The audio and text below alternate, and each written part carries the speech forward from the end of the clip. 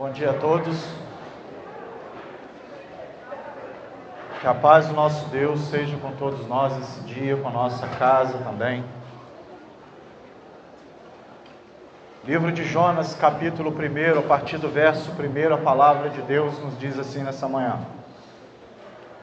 E veio a palavra do Senhor a Jonas, filho de Amitai, dizendo: Levanta-te, vai à grande cidade de Nínive e clama contra ela, porque a sua malícia subiu até mim. E Jonas se levantou para fugir diante da face do Senhor para Tarsis. E descendo a Jope, achou um navio que ia para Tarsis.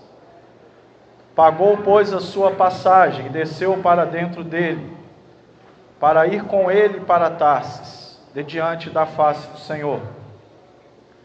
E o verso 4: Mas o Senhor mandou ao mar um grande vento, e fez-se no mar uma grande tempestade, e o navio estava para quebrar-se.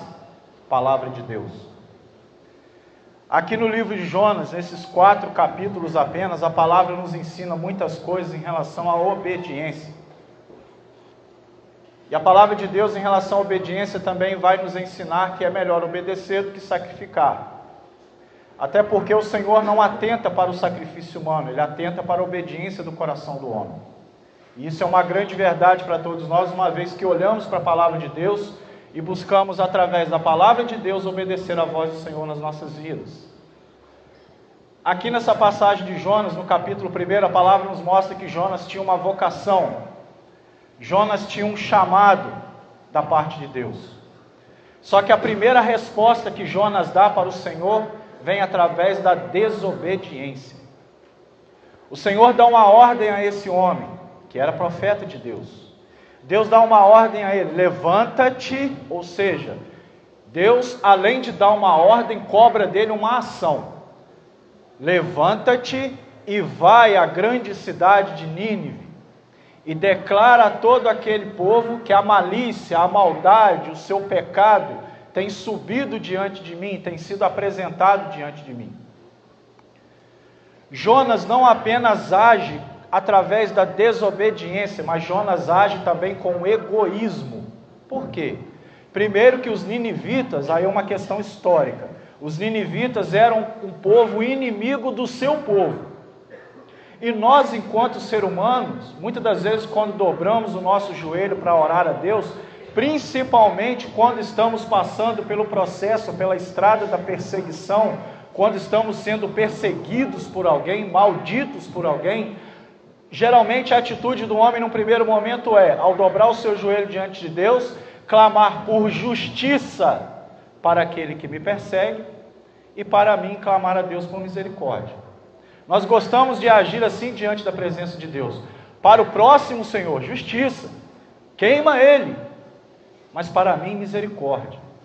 Jonas agiu assim, porque ele havia recebido uma ordem da parte de Deus, uma ordem de levar não apenas uma palavra de exortação, mas uma ordem de levar uma palavra que poderia vir trazer arrependimento ao coração daquele povo. Só que pela desobediência, ele foge, ou achou que poderia fugir da presença de Deus. E aí diz a palavra que ele compra uma passagem, entra num barco e foge, e tenta fugir para outro lugar. Mas nenhum pecado, nenhuma desobediência fica oculta ou escondida diante dos olhos do Senhor.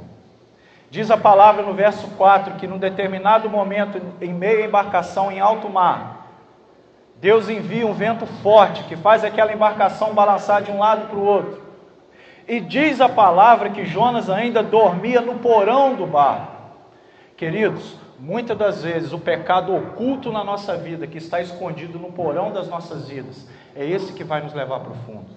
E nós temos que identificar isso na nossa vida, trazer a polpa do barco, ou seja, trazer o nosso pecado, a nossa falha, o nosso erro, a nossa desobediência, a presença do Senhor, apresentar isso ao Senhor em forma de arrependimento, e aí sim, com o coração arrependido, buscar obedecer e fazer e cumprir a ordenança da parte de Deus.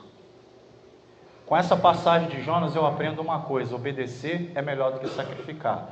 Jonas desobedeceu, Deus fez com que ele fosse para o ventre do peixe. E o ventre do peixe, muitas das vezes na nossa vida, através da desobediência, são as dificuldades que se levantam ao nosso redor.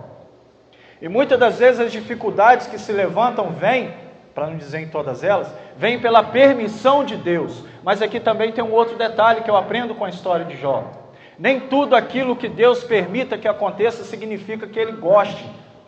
Nem tudo aquilo que Ele permita que aconteça significa que vá de acordo com a vontade do coração dEle. Deus tem um plano para você. Assim como Deus chamou Jó, assim como Deus chamou todos os outros homens da Bíblia, Moisés, enfim, Deus também chamou Jonas, Deus também tem chamado você. Deus tem desejado te capacitar para te enviar, para pregar o ID dEle, mas você tem que obedecer à voz do Senhor.